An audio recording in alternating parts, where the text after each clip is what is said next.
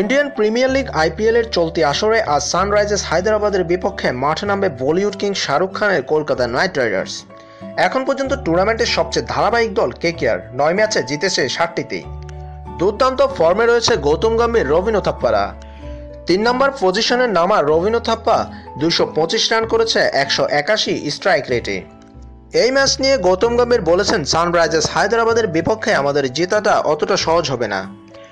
Sunrisers হায়দ্রাবাদের bowling line IPL এর অন্যতম সেরা বোলিং লাইন। তবে মোস্তাফিজুর রহমানকে সানরাইজার্স হায়দ্রাবাদ বসিয়ে রেখেছে এবারের আইপিএলে। সেটা আমাদের জন্য একটা দারুণ সুখবর। ওর মতো কৌশলী বোলার যদি আমাদের বিপক্ষে খেলে তাহলে ম্যাচ জেতা কেকেআরের জন্য অতটা সহজ হবে না।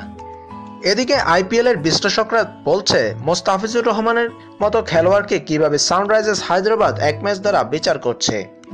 কেকেআরের শক্ত ব্যাটিং লাইন আপকে ঠেকানোর জন্য মোস্তাফিজের মতো কৌশলী বোলারকে দলে প্রয়োজন বলে মনে করছে বিশ্লেষকরা। এদিকে সাকিবকে এক ম্যাচ খেলিয়ে বসিয়ে রেখেছে কেকেআর।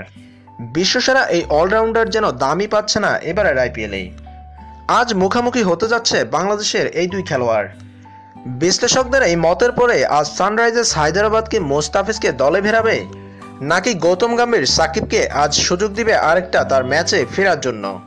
ভক্তদের চোখ তাই আজকে রাত 8:30টার আইপিএল এর ম্যাচে।